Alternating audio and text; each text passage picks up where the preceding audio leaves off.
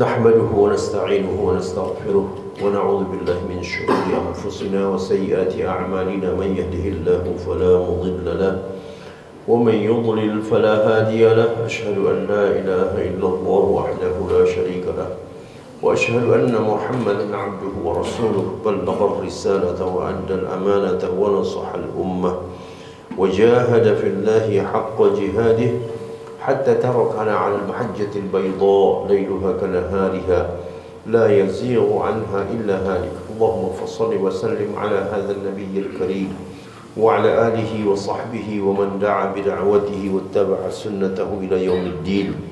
أما بعد أيها الإخوة المسلمون، أوصيكم ونفسي بتقوى الله فقد فاز المتقون. قال الله تعالى: يا أيها الذين آمنوا اتقوا الله حق تقاته ولا تموتن إلا وأنتم مسلمون. وقال تعالى: يا أيها الناس اتقوا ربكم الذي خلقكم من نفس واحدة وخلق منها زوجها وبث منهما رجالا كثيرا ونساء واتقوا الله الذي تساءلون به والأرحام إن الله كان عليكم رقيبا. وقال تعالى: يا أيها الذين آمنوا اتقوا الله وقولوا قولا سديدا يصلح لكم أعمالكم ويغفر لكم ذنوبكم ومن يطع الله ورسوله فقد فاز فوزا عظيما. kaum muslimin jamaah Jumat yang dirahmati Allah Ta'ala,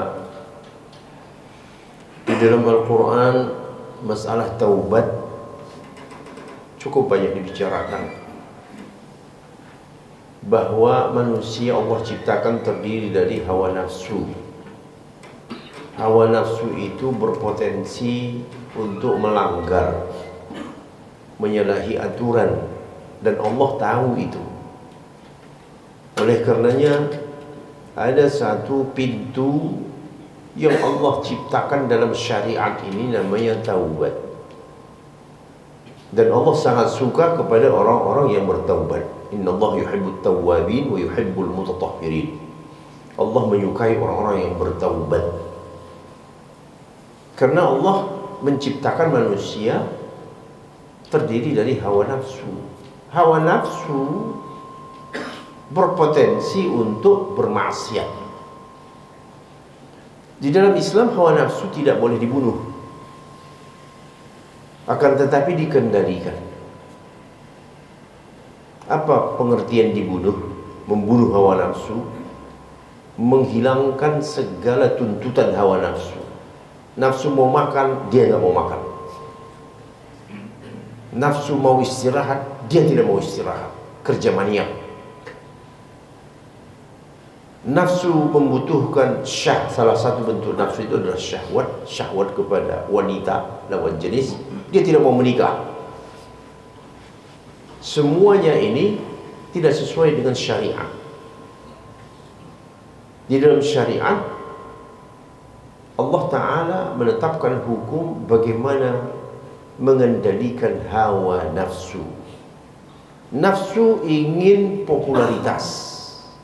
Nafsu ingin cinta harta, kesenangan. Semuanya itu dibolehkan. Akan tetapi yang dilarang adalah mendahulukan hawa nafsu dari syariat. Mengalahkan syariat, memenangkan hawa nafsu. Dan ini semuanya akan dilakukan oleh manusia. Adilnya Allah Ta'ala, Allah ciptakan suatu peluang untuk kembali ke jalan yang benar. Orang menyimpang, pada tahap tertentu ada kesadaran, menyesal. Dan inilah yang Allah sukai itu.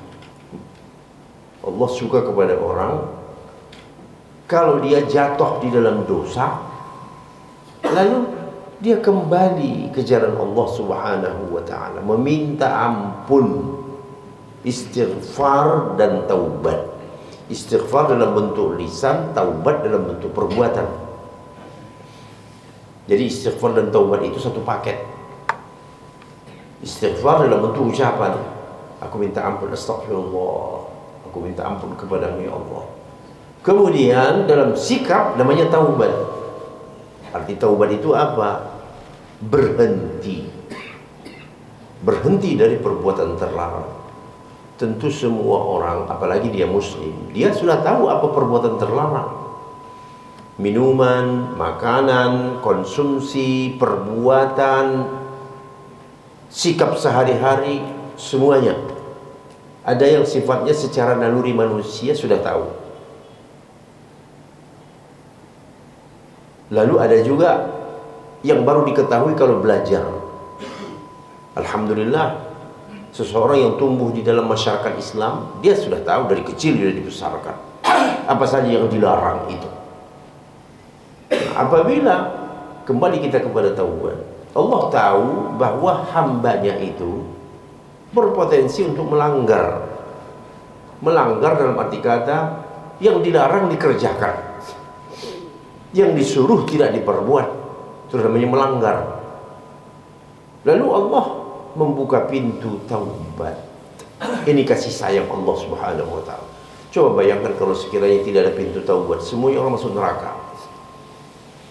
Ya, karena tidak ada manusia yang lepas dari dosa.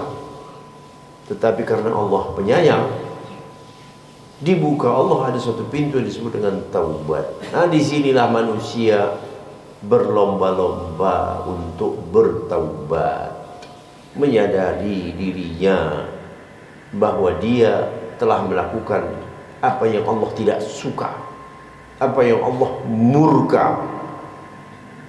Dia lakukan dalam hidupnya, baik dalam urusan rumah tangganya, baik dalam urusan pergaulannya, baik dalam urusan cari makannya, ya, di tempat pekerjaannya, dia telah melakukan pelanggaran. Allah memberi kesempatan untuk kembali ke jalan yang benar. Nah, dalam dua ayat suratun Nisa ada bagian dari taubat yang Allah jelaskan. Allah berfirman, innamat taubatu 'ala Allahi lilladzina ya'maluna su'a bijahalah thumma yatubuna min qarib faulaika yatubullahu 'alaihim wa kana Allahu 'aliman hakima. Sesungguhnya taubat yang benar itu, artinya Allah akan menerima taubat seseorang untuk orang-orang yang melakukan keburukan karena tidak tahu. Nah, ini rupanya ya'maluna su'a bijahalah, melakukan kejahatan atau keburukan bijahalah karena jahil, ya, karena tidak tahu mana yang benar, lalu terperosok dalam dosa. Summa yatubuna min qarib, kemudian mereka pun bertaubat dalam tempo yang tidak lama. Nah, jadi ada penjelasan seperti itu. Orang jatuh di dalam pelanggaran, dosa, maksiat, apapun jadi namanya. Dan dosa itu kan bertingkat-tingkat. Ada dosa kecil, dosa mata, memandang, karena setiap hari, mungkin setiap jam orang melihat kiri kanan, memandang yang tidak layak untuk dipandang. Wabil khusus apa? Aurat perempuan. Kemudian ada dosa kuping, mendengar sesuatu yang diharamkan. Ya, ulama-ulama syariat mengatakan tidak boleh mendengarkan musik. Maka ketika kita mendengarkan suara musik itu, kita telah jatuh di dalam pelanggaran, dan itu berupa dosa. Kemudian mulut juga ada dosanya, mengucapkan kata-kata, dan dosa mulut ini bertingkat-tingkat juga, tidak satu tingkatan. Ya, ada yang sifatnya mungkin sederhana, artinya apa? Ya, salah ucap, ya, salah ucap. Tetapi salah ucap bisa saja menjadi permanen, menjadi keyakinan, bisa menjadi membuat orang jadi kafir. Tetapi ada salah ucap yang sederhana saja, ya, sehingga membuat dia jatuh di dalam dosa. Fitnah juga dosa mulut, dosa besar. Ghibah, menggosip, dosa mulut, dia dosa besar. Hati-hati. Jadi dari benda yang namanya mulut bisa mengeluarkan kesalahan tingkat ringan, bisa melakukan kesalahan tingkat berat. Kalau sudah ngegosip, mengomongin kelemahan orang di belakangnya yang dia tidak suka, itu sudah masuk dosa besar. Nah, hati-hati. Jadi tuntunan syariatnya, jaga lidahmu. Nah, secara umum tadi kita sebut tentang soal taubat ini, mereka taubat min qarib. Arti min qarib itu apa? Baru saja. Dan inilah ciri orang mukmin. Orang mukmin itu cepat sadar, ya, bukan menumpuk dosa. Dia berbuat dosa. Ciri orang mukmin apa? Langsung sadar, saya baru saja melakukan dosa, ya. Mungkin saja dosa yang dilakukan itu dosa besar, karena pengaruh setan, karena pengaruh dirinya yang lemah, gampang dipengaruhi oleh setan, jadi jatuh dia dalam dosa besar. Maka taubat yang benar itu apabila dia bertaubat segera. Itu bahasa kita itu min qarib, segera, tidak berlarut-larut dalam dosa. Tahu salah tetapi dibiarin dirinya, tidak mau bertaubat. Sudah barang tentu ini kan karena kejahilan. Mungkin di dalam dirinya ada setan mengatakan, tidak usah taubat sekarang, nanti kamu ke depan berdosa lagi. Nah, bagaimana? Nanti kamu besok, lusa terus berdosa. Kalau kamu taubat, berarti besok bagaimana kamu buat dosa lagi? Nah, ini kerja setan nih. Hati-hati dengan setan. Setan itu luar biasa memperdaya orang. Seolah-olah kita benar, seolah-olah pendirian itu benar, padahal itu salah. Jadi harusnya apa? Setiap jatuh dalam dosa, istighfar, taubat. 10 menit jatuh dalam dosa lagi, taubat lagi. Jadi tidak ada kata menunggu sampai dosanya segunung baru bertaubat, ya. Jadi ini juga boleh kita sebut fikih taubat. Artinya memahami taubat yang benar, tidak menunda-nunda taubat. Ada kadang-kadang orang berpikir, ya saya kan masih muda, kalau nanti mau taubat nantilah kalau sudah pensiun. Siapa yang menjamin umurmu sampai pensiun? Ada jaminan? Jaminan BPJS saja tidak menjamin kamu sampai pensiun, apalagi ya ketentuan Allah kamu tidak tahu. Jadi oleh karenanya tidak ada yang namanya menunda taubat. Jam tersebut berdosa, langsung setelah itu bertaubat, istighfar dan bertaubat. Maka mereka inilah yang Allah beri taubat untuk mereka. Lihat nih. Jadi yang diberikan Allah taubat, diterima Allah taubatnya itu, tadi yang pertama ketika dia jatuh di dalam perbuatan buruk itu memang karena jahalah, karena tidak tahu. Kemudian yang kedua, bertaubat dengan segera.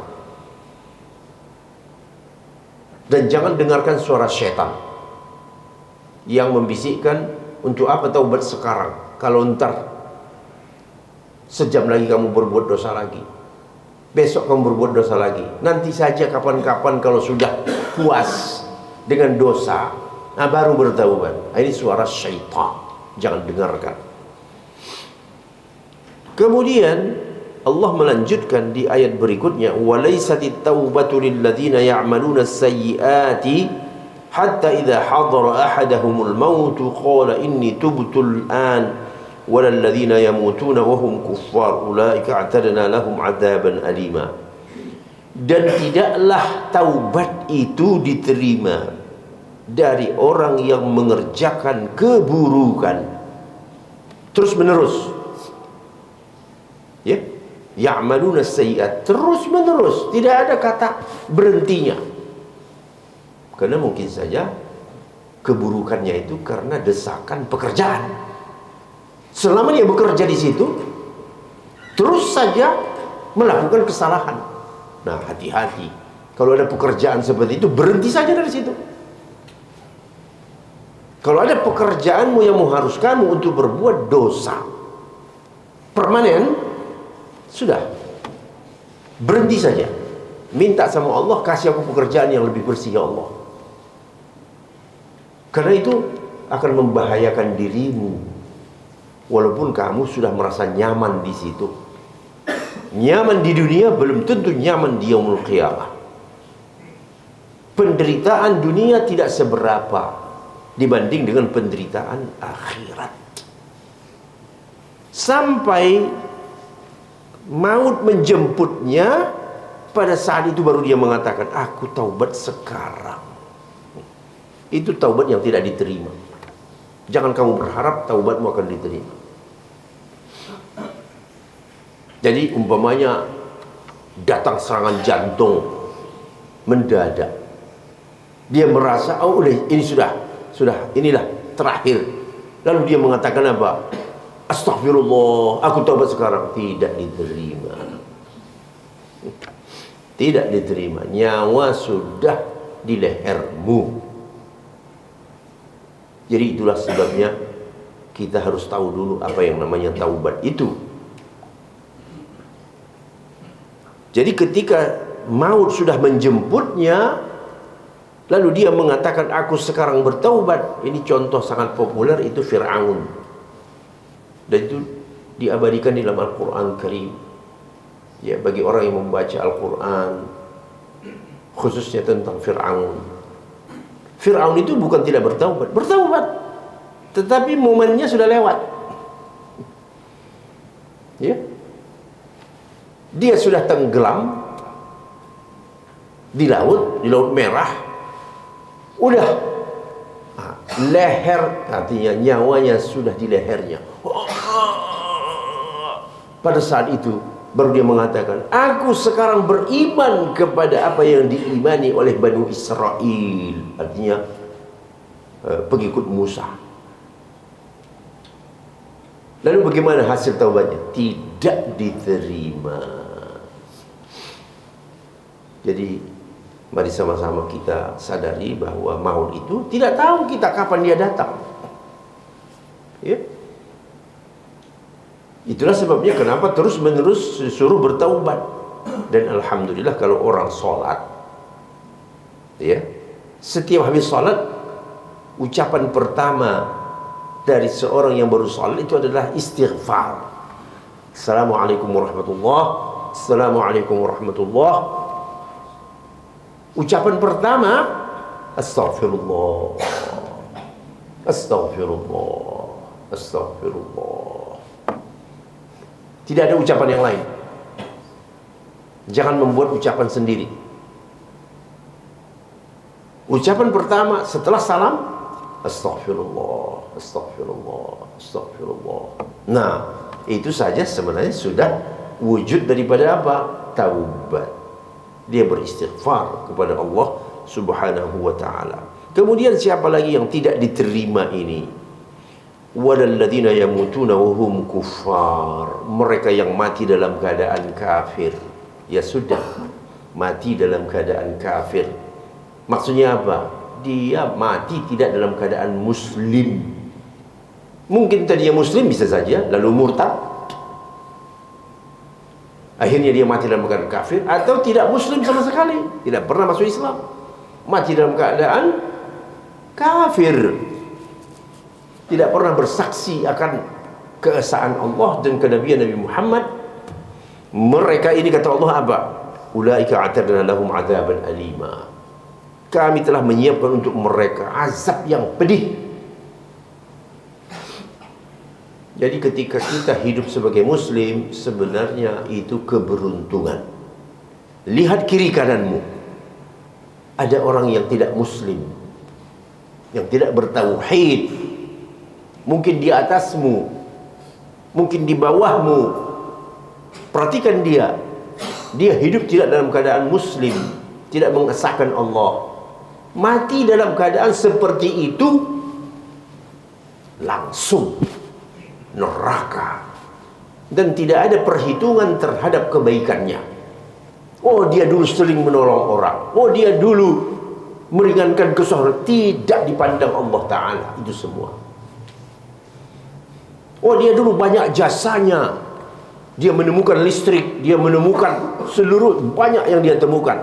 Dia menemukan petunjuk orang mau berangkat ke suatu tempat, map dan seterusnya.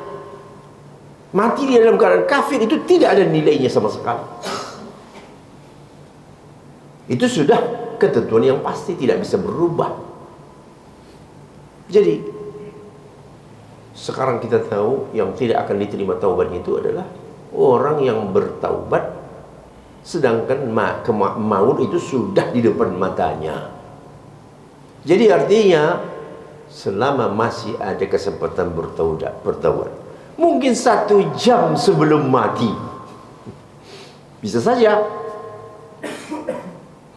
sempat bertaubat, istighfar.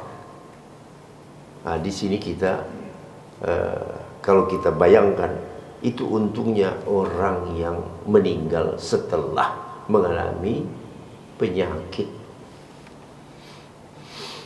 Ada orang yang sakit sepekan meninggal, ada orang yang sakit 3 hari meninggal. Itu kalau dalam hitung-hitungan tertentu itu bagus, memberi kesempatan kepada dia untuk bertaubat. Ada mungkin paginya dia masih sehat, jam 11 dia sudah meninggal. Dia masih mengerjakan kebaikan dan ada kesempatan untuk bertaubat. Yang sama sekali tidak itu, malakul maut di depan matanya, lalu dia mengatakan aku taubat sekarang. Itu sama sekali tidak ada peluang. Tetapi mungkin 1 jam sebelum meninggal, setengah jam sebelum meninggal, dia masih bisa mengatakan astagfirullah, astagfirullah. Ya. Nah, ini keadaan orang yang sakit. Orang sakit itu ada peluang untuk meminta ampun kepada Allah Ta'ala. Kemudian begitu juga orang yang mati dalam keadaan itu dia kafir, maka tidak ada kesempatan baginya. Aqulu qouli hadza wa astaghfirullah li wa lakum wa lisa'il muslimin muslimat fastaghfiruhu innahu huwal ghafurur rahim.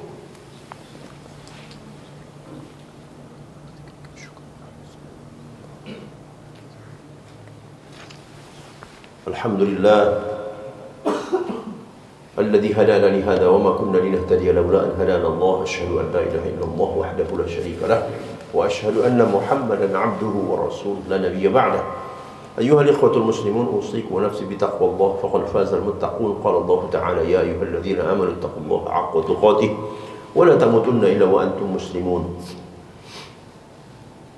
Kaum muslimin, jadi dari penjelasan, dari tafsir ataupun keterangan ayat Al-Quran tadi, jangan merasa betah dengan dosa. Jangan merasa betah dengan dosa. Manusia disuruh untuk terus mengevaluasi, uang yang saya terima ini uang halal atau tidak. Apabila ternyata uang yang kita terima itu hati kita sendiri mengatakan ini tidak halal, jangan segan-segan menolaknya. Jadi dosa itu bukan hanya zina, minum khamar, berjudi, bukan hanya itu. Tetapi dosa itu bisa dalam bentuk apa? Penghasilan yang tidak syar'i, yang tidak sesuai dengan hukum syariat. Apalagi di dalam sebuah kondisi atau budaya yang buruk, tidak ada uang, urusan tidak berjalan. Ini budaya yang buruk sekali. Seorang yang seharusnya bertugas mengerjakan tugasnya, dia tidak mau menjalankan tugasnya kalau tidak ada yang disebut mereka pelicin. Padahal itu menjadi tugasnya, tanggung jawabnya. Dia masih saja meminta. Dan inilah sudah menjadi kebiasaan buruk, mendarah daging. Kalau sudah mendarah daging namanya apa? Ya, hancur dulu semuanya baru bisa berubah. Jadi jangan sampai dosa menjadi suatu warisan mendarah daging. Mudah-mudahan sebagai orang beriman senantiasa meminta, memohon hidayah kepada Allah Subhanahu wa taala agar diberikan Allah petunjuk menjalani jalan yang diridhoinya. Innallaha wa malaikatahu yusholluna 'alan nabi ya ayyuhalladzina amanu shallu 'alaihi wa sallimu taslima. Allahumma shalli 'ala Muhammad wa 'ala ali Muhammad kama shallaita 'ala Ibrahim wa 'ala ali Ibrahim. Allahumma barik 'ala Muhammad wa 'ala ali Muhammad kama barakta 'ala Ibrahim wa 'ala ali Ibrahim innaka Hamidum Majid. وارض اللهم عن سادتنا أبي بكر وعمر وعثمان وعلي وعن الصحابة أجمعين وعن التابعين ومن تبعهم بإحسان إلى يوم الدين. اللهم اغفر للمسلمين والمسلمات والمؤمنين والمؤمنات الأحياء منهم والأموات. اللهم أعز الإسلام والمسلمين وأذل الشرك والمشركين ودمر أعداء الدين. ربنا ظلمنا أنفسنا وإن لم تغفر لنا وترحمنا كنا من الخاسرين. ربنا آتنا في الدنيا حسنة وفي الآخرة حسنة وقنا عذاب النار. عباد الله إن الله يأمركم بالعدل والإحسان وإيتاء ذي القربى وينهى عن الفحشاء والمنكر والبغي يعظكم لعلكم تذكرون. فاذكروا الله يذكركم واشكروه على نعمه يزدكم ولذكر الله أكبر والله أعلم ما تصنعون. أقم الصلاة.